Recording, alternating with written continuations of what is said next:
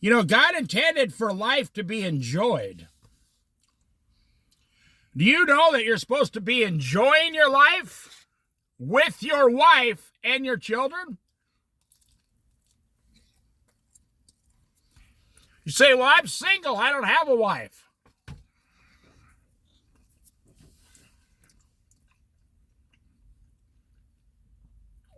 Well, then you're living against God's plan for your life.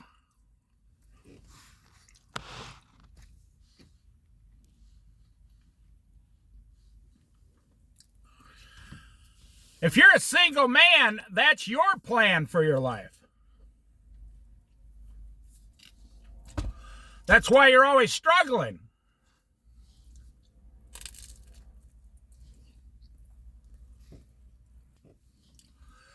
There really are only 3 types of men on earth right now, in God's eyes. I mean, according to the world,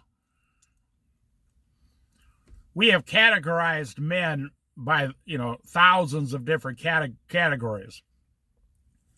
But in God's eyes, the Holy Bible, there's only 3 types of men. Did you know that God only has one of 2 plans for your life?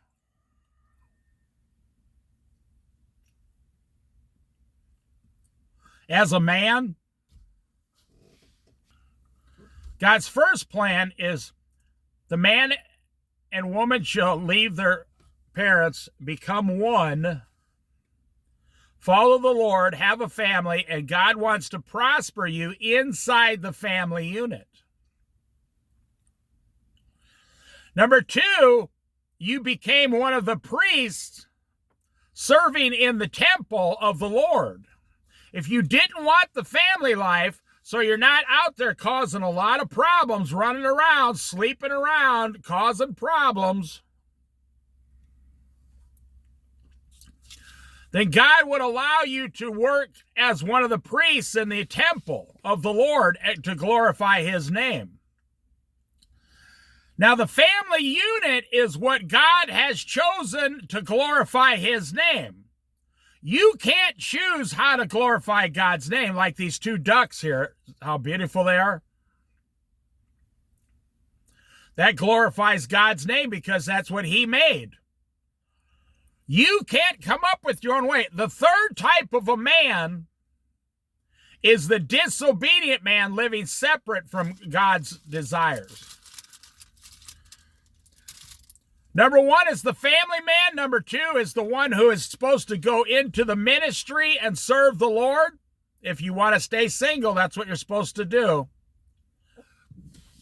And I'm not talking about the Catholic priesthood. Priests were different in the Old Testament synagogues. There's a lot of single Jewish men who serve God in the synagogues. They don't get married. In the last days, there will be 144,000 unmarried men who have never slept with a woman who will go through, the whole 7 years of the tribulation serving the Lord and proclaiming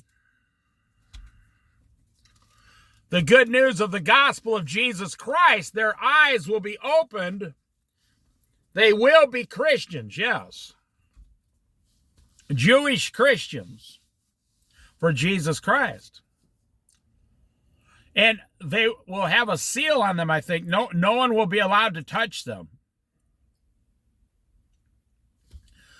It's God's plan for the overwhelming majority of men to find a woman, have children, and he wants to prosper you as that unit to glorify his name. And if you refuse to do that, then you become one of the priests in the temple. And if you refuse to do both those, then you're living outside of the will of God. You say, well, that doesn't make any sense today. Well, God doesn't go by today's standards. He goes by his standards. The same God of the Old Testament, the same God of the New Testament, the same God of Book of Revelation, the same God today that we're serving. God never changes. I am the Lord thy God. I do not change like shifting shadows. God made a way for you, the man, to glorify his name, and that is to marry a believing Christian woman in Jesus Christ, become saved, and have children, and raise your children up that way, and glorify his name in that unit. He will bless you. Now, I go to my single friends here. You say, well, I don't believe that. Well, if you don't believe it, and you believe you're always supposed to be single, how come you're always attracted to women when they go by? Oh, because God put it in the woman to be the helper, but he put it in the man to go find that woman to live with and spend his life with. It's in the man. You can't get it out of him. God put it in there. That's why a 6-year-old little boy will be attracted to a 5-year-old little girl. He'll say something crazy like, that's my girlfriend. That doesn't come from the world. That comes from God made people this way. And your life will go 100 times better every day of the week if you follow God's plan for your life. But when men refuse to get married and refuse to trust one person fully as God intended, his wife, then you're refusing to live in God's way. So then you're supposed to actually be a minister, a priest, a rabbi. And if you refuse that, then you're living as a single man by your own way, your own desires, outside of the will of God. Okay, Proverbs chapter 21.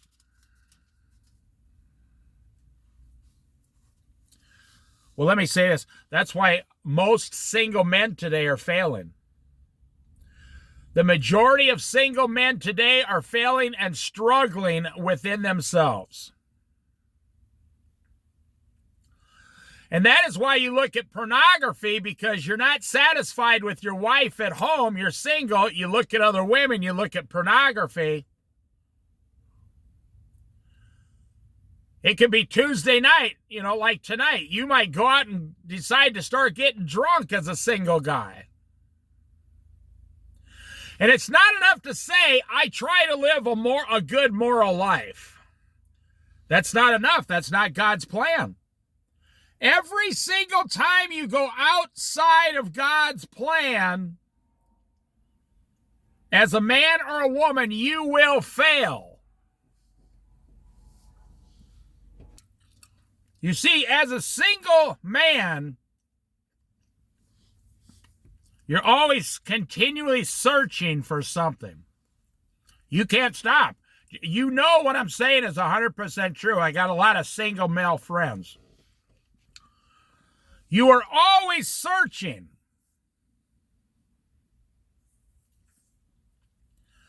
Because God put it in you to always be searching.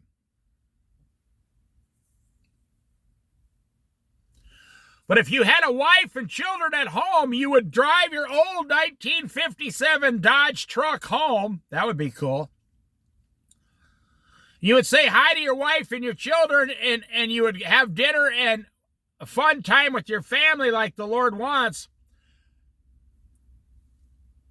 You would lock the door and be with your family all night. You wouldn't have desires for sinful behavior. You wouldn't have desires to look at pornography. You wouldn't have desires to go out carousing at night. You are home with your family. Your search is over. As a married man, your search is over. Do you ever wonder why a married man gets divorced? And then he immediately goes out searching for another wife? because that's what God put in him, to have a woman. Now, if you follow the Bible, now you'll never hear this from anybody else. I'm the only one that's ever told you this. Most men get divorced because they feel their wife is no longer their helper. They desire to be helped by their wife as the Word of God. You could be the kind of guy that's never read one word of the Bible. It doesn't matter. There's certain things God put inside of you, even if you don't know they're in there. Like, for example, the bottom of the ocean. There's things that we don't know that are at the bottom of the ocean. We don't know what's there, but it's still there. The same thing, the bottom of your soul, S-O-U-L. The bottom of your soul. God put things in you the minute you were born at creation. You can't ever get them out of you. And so a man, he divorces his wife. When the wife goes astray, they argue all the time. When the wife stops becoming the man's helper, that's when the man loses interest in his wife. Now, on the other side of the coin, why do most wives divorce their husbands?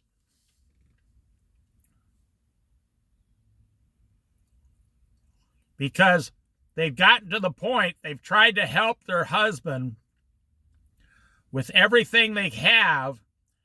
They find they never get appreciation back or feedback. And after 10 or 20 years of this, they say the wife comes to the conclusion. Now, you'll never hear this anywhere. I'm the only one telling you this. I cannot help my man. I cannot help him. The man will leave the woman when he realizes, I have a woman who never helps me. She brings me harm. That man's looking for divorce, or he'll just live miserable. The woman, when she looks at the man and says, no matter what I do, he never accepts my help. I cannot help this guy anymore. She falls out of love with him and wants to divorce him. I knew a farmer 50 years ago in Iowa. He was a skinny, handsome guy, 6'2". He was married to a 6 foot tall, 300-pound woman. And they had several children. And they didn't own the farm. They rented the land and farmed it, you know.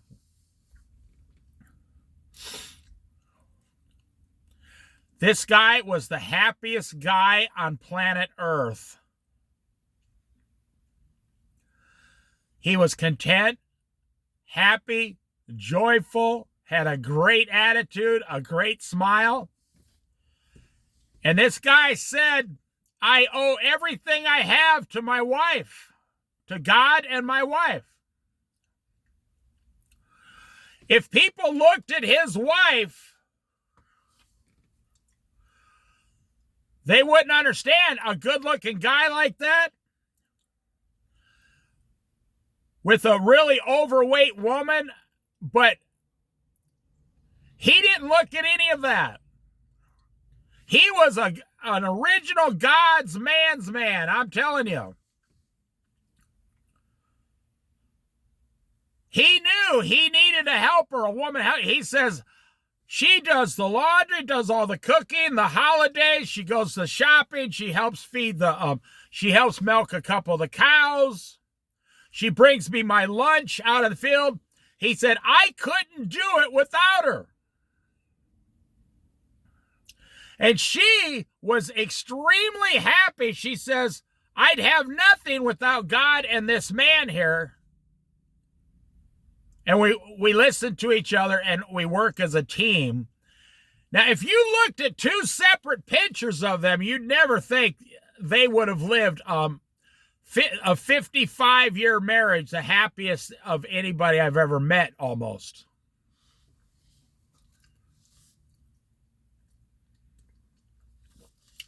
He'd go out, get on his 1945, Farmall tractor or whatever.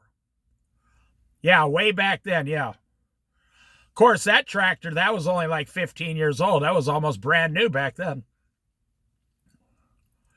And he work. And she just loved their life. He loved their life. They had children because they were living what God intended for them to live. He was taking care of everything and listening to his wife and loving his wife, and she was taking care of the other half of everything and helping her husband, and they both followed God, and they were extremely happy in their souls.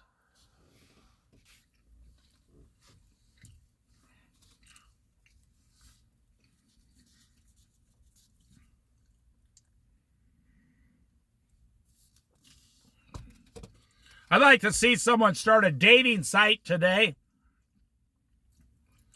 called Fat and Ugly People Willing to Serve the Lord Together.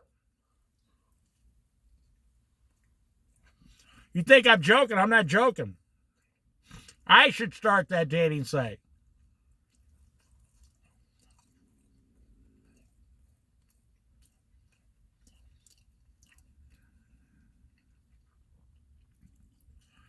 Do you know how many lonely people there are in the world today because they don't look like a super, a beauty queen, or they don't look like Arnold Schwarzenegger with muscles?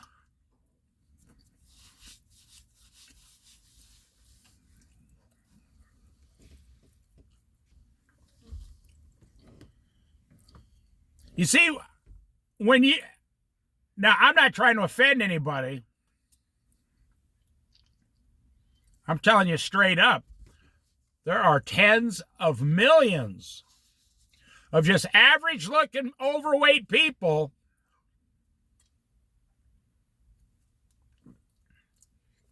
searching for happiness. Because in this world, especially now in the last days here, and then I'm going to get on in the Bible study for a little while, people are miserable because we've completely gone off God's original plan.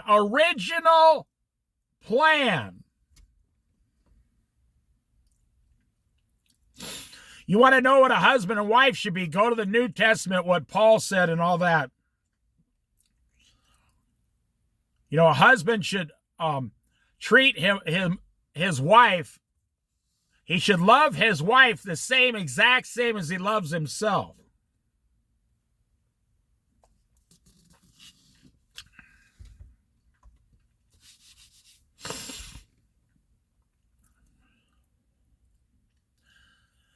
A lot of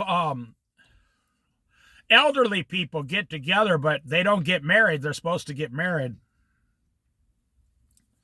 because God does not allow sexual intercourse outside of marriage. That's another rule God has.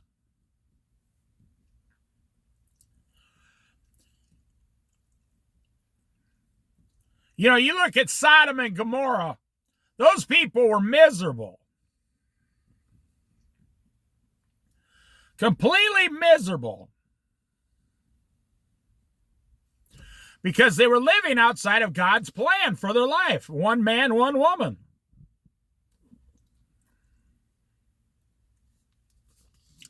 It's funny, you look at these boats down here, right?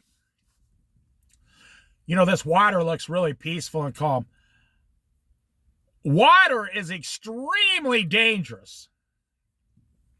Large bodies of water will kill anyone quickly. So you want to take a boat You want to take a boat out on this water that's extremely dangerous all the time. Even if it's calm, you can fall in, hit your head, drown, whatever. You want to do this. Well, what's the first thing you're going to do before you get in a boat? You're going to find out the safest way to operate that boat. You're going to go over the rules and regulations of boats on water. So you're safe and no harm comes to you. But when it comes to God and creation of man and woman, we don't read the instructions.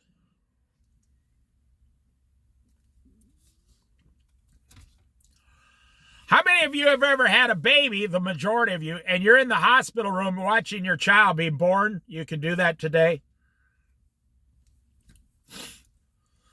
And you see that baby come out of your wife. I saw my son born, even though it was 45 years ago now.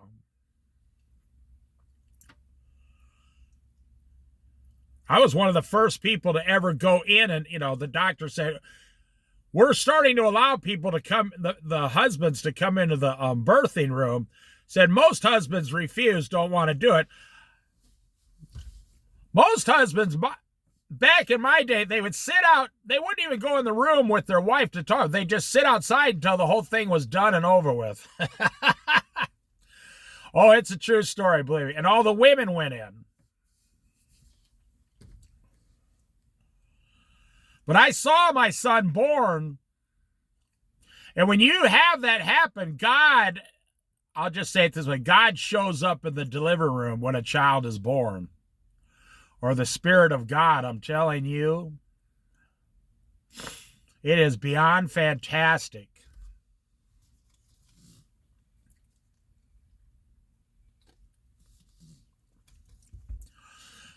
I mean, it is a feeling, if any of you have ever seen your children born, you never forget that ever. Never, never, never, never, never. You'll never forget it.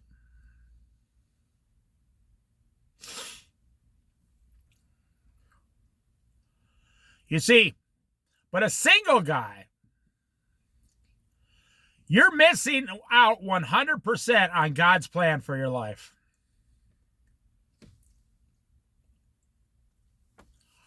And if you think it gets better, the older you get, the worse it gets.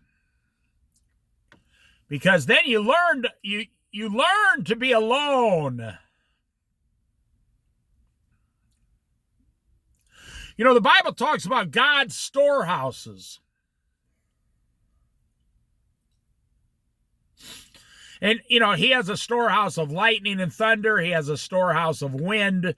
He has a storehouse of rain. It's in the Bible.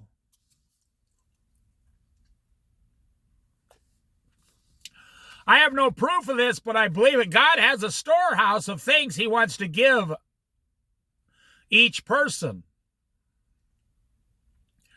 And I believe the storehouse is completely full because most people don't accept what God's trying to give. I truly believe that. I believe the storehouse is mostly full when God wants it to be empty because he gave all of his children all these wonderful things.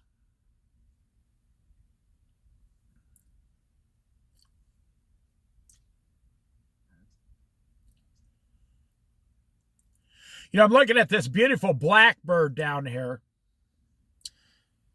These things, they're shiny, they're purple, they're greenish on the neck. They're just beautiful. And about 20 minutes ago, I put a little piece of bread outside. I was eating some bread, and I put a little piece, and this blackbird, two of them came and took it. And 20 minutes later, they came back now. And they looked right up at me at the window. Do you have any more bread? They're just like, we need some more bread. When I say I gave them a little piece, I mean, I gave them a piece half the size of a dime, really tiny. So how did God put in a blackbird a memory? How did God create blackbirds? You ever see a bird brain? I mean, you can look it up on YouTube, but a tiny, tiny little brain, but they can remember. How is that? You have memories, you can remember. You know, it's funny, I just saw a single guy walk by a little while ago. He went 3 different directions. True story. Now I'm watching a married guy with his child in a stroller walk by behind me. And he's walking with purpose. The married guy with the child is walking like, hey, I got my 2-year-old son in a stroller and we're on an adventure together. He has purpose. You could see the difference. The single guy walked this way a little bit, kind of looked around, went the other way, and then thought, well, I don't want to go over there either. So he came back the way he was going the first place. And this married guy with this baby, he's like, his son's looking at him, pointing at the boats, and he's like, yeah, I'm out with my son. This is my purpose today, to push my son around the water and show him all these cool things in the world.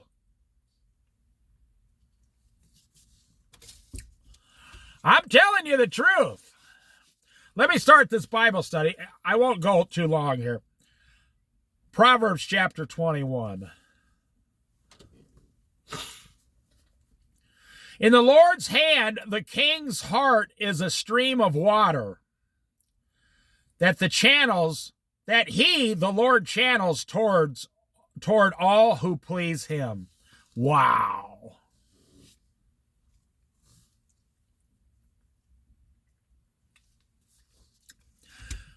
In the king's heart,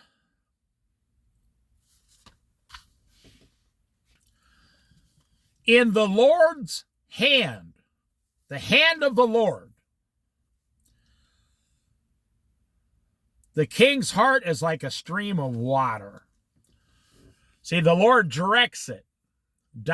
He just, anywhere he wants it to go.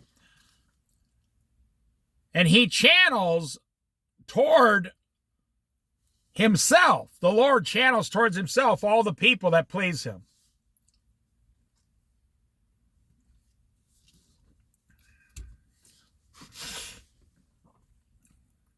Let me say this to you. You only need Jesus to show up one time in your life. And that's when you become saved.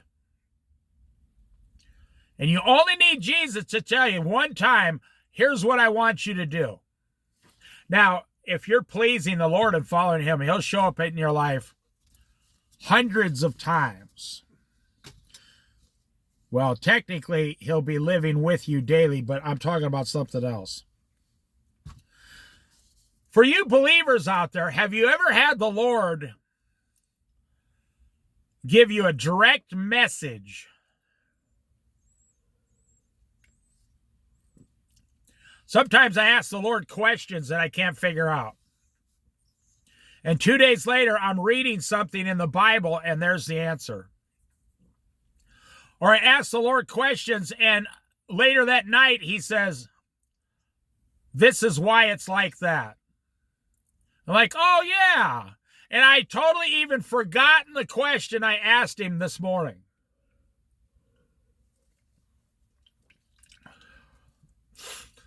I'm going to tell you a story I don't normally tell anyone, actually.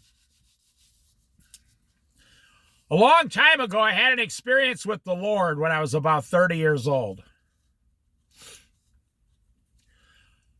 And to say hundreds of things have come out of that would not be an exaggeration.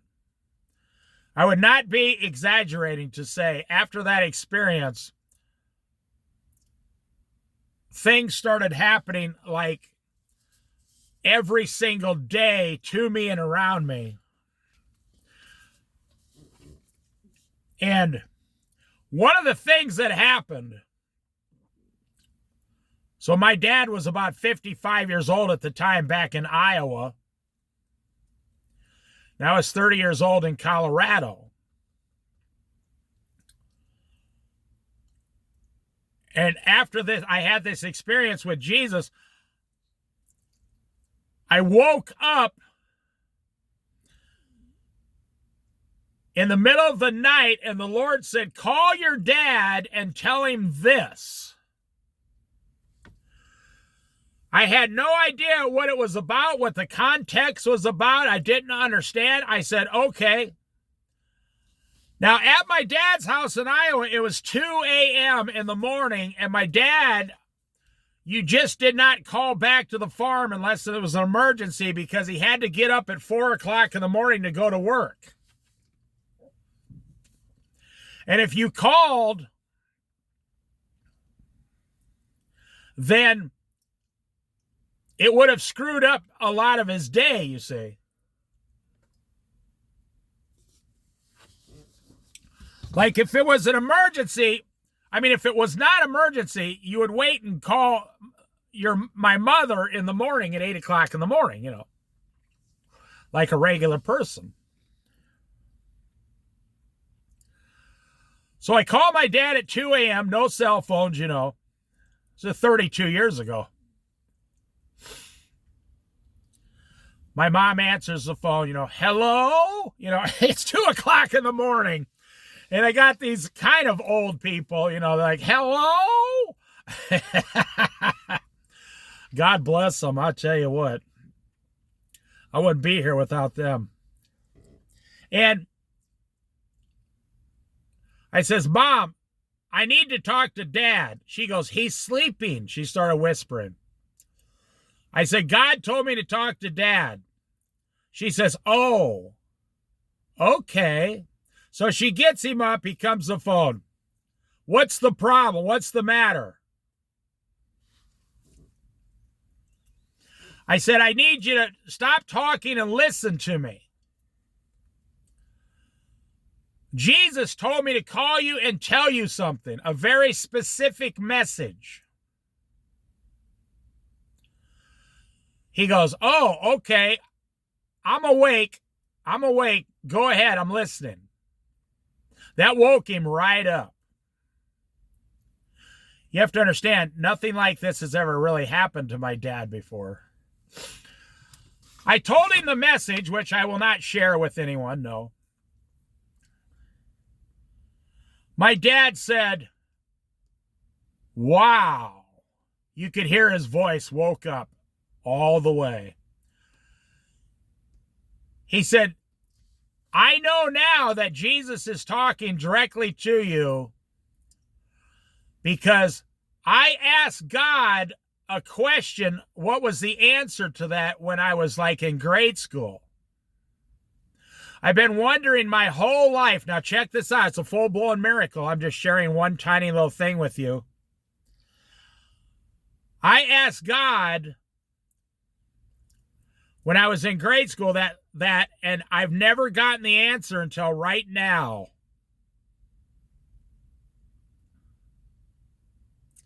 He said, now I fully understand. He said, and I could see that God waited all this time so I would know that my son was following Jesus. He said, that's amazing. I said, well, I'll let you go get a couple more hours sleep. He said, I can't sleep now.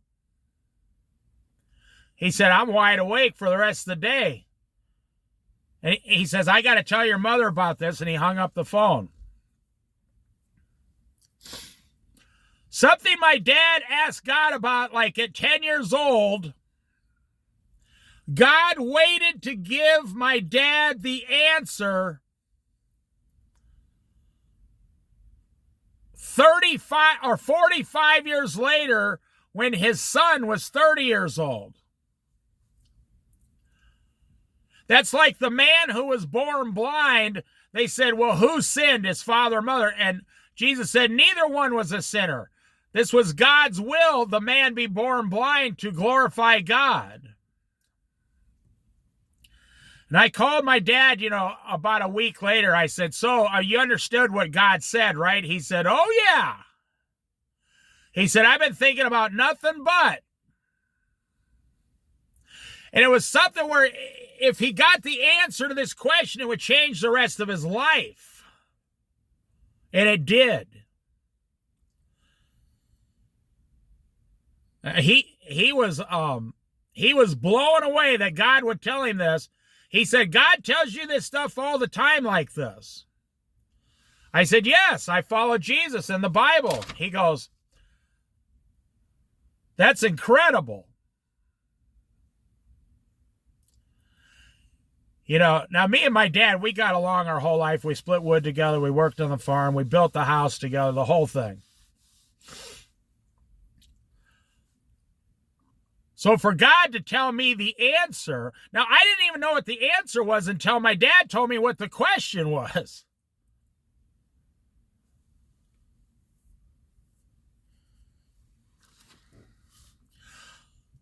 The Lord directs with his finger like a stream of water anyone that pleases him.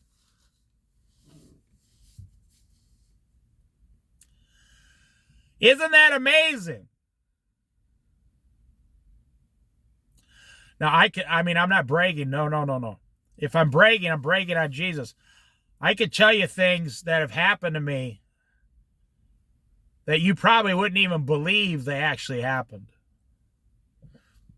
That's why I don't share them with people. Well, of course, my wife knows. My son knows most of them. But he's probably forgotten them. You know, he's a busy guy with 2 kids working. But he's doing a good job.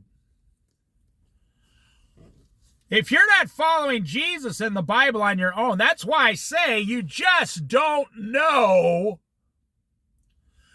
You just don't know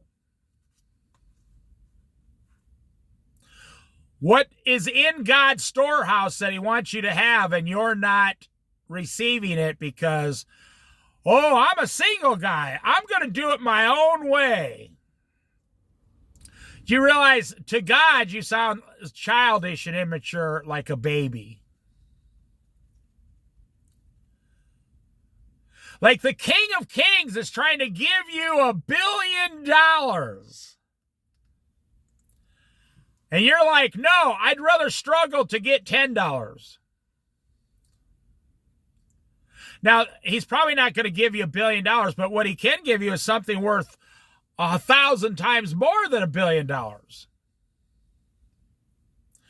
He can give you something much more valuable, like a wife, children, family, parents, relatives, a church, family, on and on and on. There goes the, oh, nope, that's not the Coast Guard. Look at that boat. Isn't that a beautiful boat? Big, huge steel boat.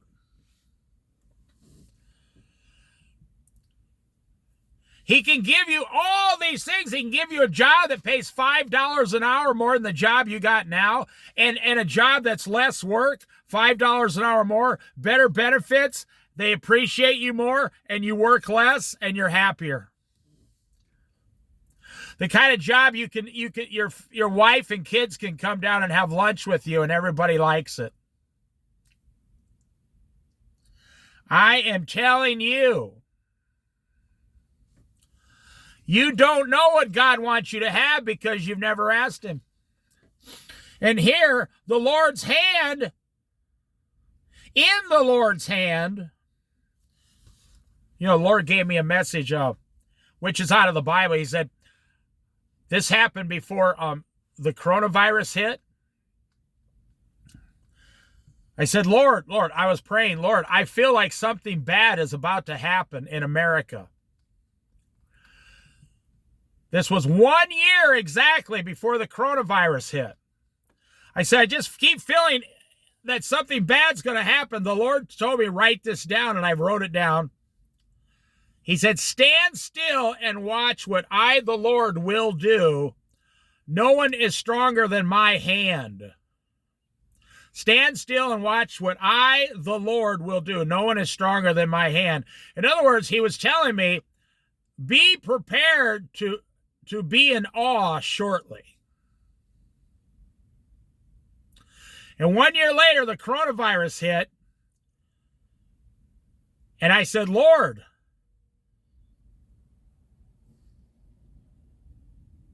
I mean, everything he said is happening. And then inflation hit, and then interest rates went up, and then the housing market got stuck. And now Donald Trump is back, which is really strange. And who knows what God has planned next? I think I'm going to stop with this one verse here. And then I'll just start over again because we talked about so many awesome things. Think about what the Bible just said. I knew a guy, he was a really rich guy. I didn't know him. He was on the radio. As a matter of fact, he was either a football coach or a basketball coach. He was a multimillionaire for one of the Big Ten college leagues or something like that. I'm not a sports guy, sorry. Well, I'm not sorry, but he said he went to church with the pastor. I mean, he went to the pancake house after church with the pastor and the family and everything. And he said, I forgot something in my car. Now, this is a 30-year-old story, 25-year-old story. He said, I went outside and a homeless man walked right up to me. He said it was weird because there were no homeless people around there. And the man said, can I have some money? And he said, sure. He said, I pulled out $10. I was feeling real good about that. I gave some homeless guy $10. And the homeless man never took the money. He said, the homeless guy looked at me in my face and said, you can do better than that. How about $20? He said it really bothered me that a homeless man was saying, that's not enough. How about a little more? Like you're a multimillionaire. And he said that, he said, well, I don't have it on me. I have it in my car. Let me get it. He said, I turned around to look at my car and I turned back around 5 seconds later and the homeless man had disappeared. And right then he said, I heard the Lord say that was the Lord. Just like the two men walking on the road to Damascus, they were complaining to this stranger. Who are you, a stranger? You don't know what's going on around here? And they were talking to Jesus. And then he revealed his facial structures to them. And then they realized it's Jesus, and he disappeared right in front of them. This Big Ten, coach, he said, now he wouldn't make this story. He was telling it on a national Christian radio show like 25 years ago. He said, I wouldn't tell this story if it wasn't true because, people ridicule me and stuff. He said, I turned around 5 seconds later, the man was gone.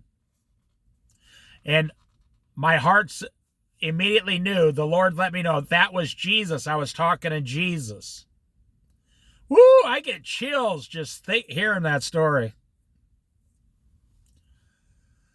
There's some people believe, oh, Jesus doesn't do that today. Oh, sure he does. I'm living proof of it. I was looking for agates here 20 years ago. North of the Heceta Head Lighthouse. I was the only one on the beach, and it was raining, lightly drizzling.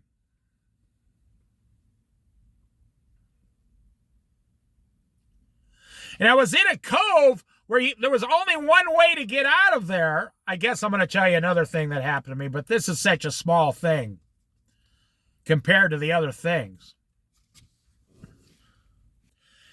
And I didn't even really know what agates were 22 years ago. I was trying to figure the whole thing out.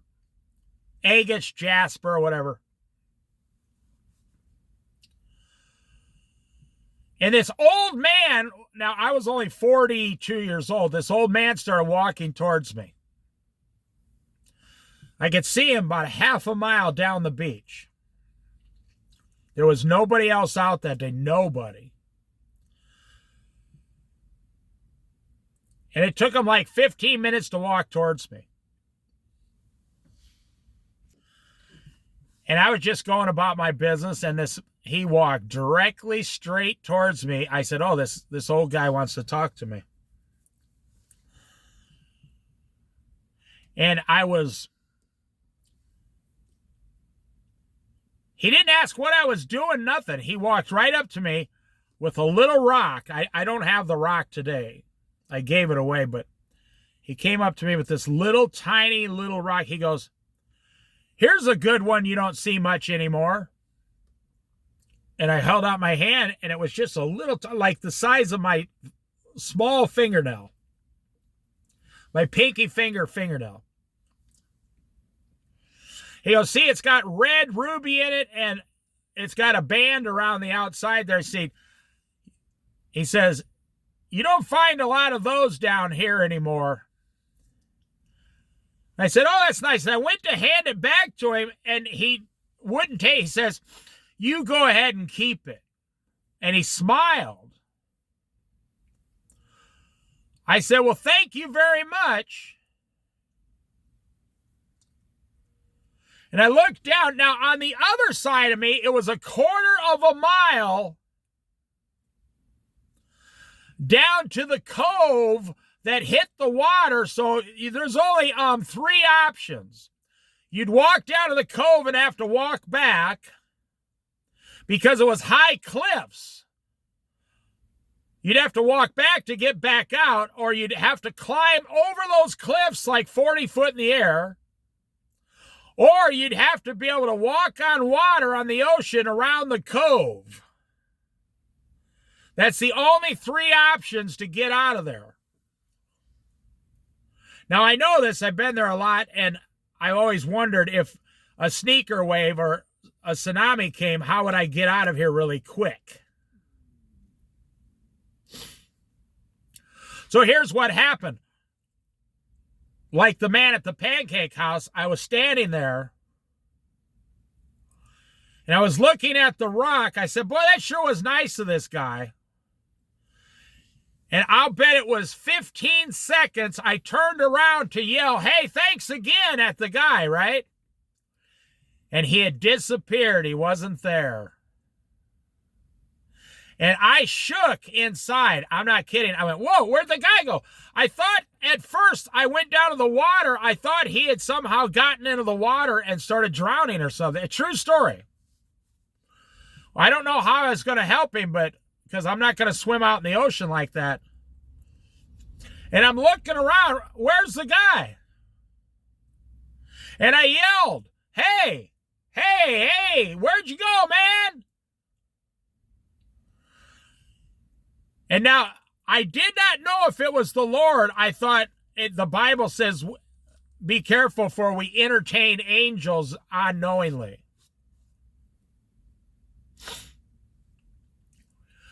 I tell you, there's only one other option. This guy was a $6 million man, and he all of a sudden started running really fast, or he was Superman or something.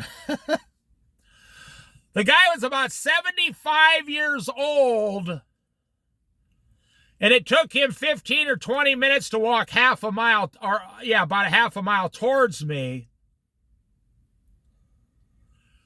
It would have taken him a lot longer than 15 seconds to walk away from me. And I had no idea where the guy went. Now, I'm not trying to make a big deal out of this. This stuff has happened to me a lot. And I said, I don't think that was Jesus. I think I just entertained an angel or something. That was something there. Something had happened right there. I guess I'll figure it out when I get to heaven.